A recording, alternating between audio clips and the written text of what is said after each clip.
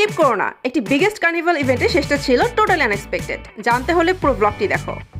This 17 April অনুষ্ঠিত হয়েছিল JCI বাংলাদেশের one of the biggest event the carnival, যেখানে জেসিআই মেম্বার অ্যান্ড গেস্টদের জন্য ছিল ভরপুর আয়োজন। বৈশাখের কথা মাথায় রেখে নাগরদোলও পেয়েছে এই ইভেন্টে, বাট স্যাডলি নাগরদোল উঠার লাইন এত লম্বা ছিল যে আমি তার উপর ওঠার সুযোগ পাইনি। এখানে একজন সুর করে বাঁশি বাজাচ্ছিল, তাকে শুধু বলেছিলাম একটি ছবি তুলে দিতে, সেই দেখে ভিডিও করে বসে আছে। আমি হেঁটে হেঁটে ফুল প্রোগ্রামটি ঘুরে দেখছিলাম।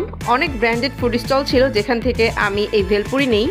এটার টকটা ছিল অনেক মজা, মুখে লেগে থাকার মতো। নেক্সটে রসমালাই ট্রাই করি, এটাও অনেক মজার ছিল। ছবি তোলার জন্য ছিল ফটো বুথ, তাই একটু পোজ দিচ্ছিলাম।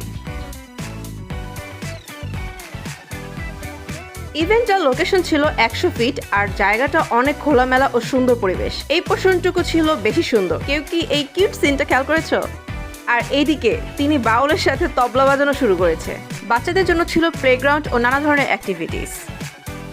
হাঁটতে হাঁটতে আমি যখন ক্লান্ত তখন একটি লেমন ট্রাই করলাম, আর তাতেও যখন শান্তি পেলাম না তখন সানটেস্টের এই মিক্সড আইসক্রিম খেয়ে আত্মা ঠান্ডা করে নিলাম। আমার ট্রাই করা অনেক মজার একটা আইসক্রিম ছিল। এদিকে জেসিআই মেম্বারদের অ্যানাউন্সমেন্ট চলছিল ও সাথে ডিজে সং। আমি একাই এনজয় করছিলাম। অ্যান্ড ফাইনালি সেই লাস্ট মোমেন্ট চলে আসলো, যার জন্য আমি ফুল ইভেন্ট শেষে ওয়েট করছিলাম।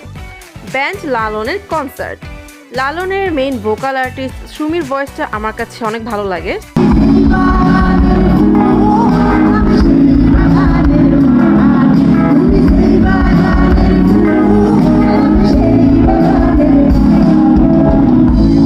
আসলেই তুমি যেই বাগানের ফুল, আমি সেই বাগানেরই মালিক। গানগুলো আধ্যাত্মিক কিন্তু কথাগুলো অনেক গভীর। সো আজকে লালনের সং শুনতে শুনতেই বিদায় নিচ্ছি এখানেই। আল্লাহ হাফেজ।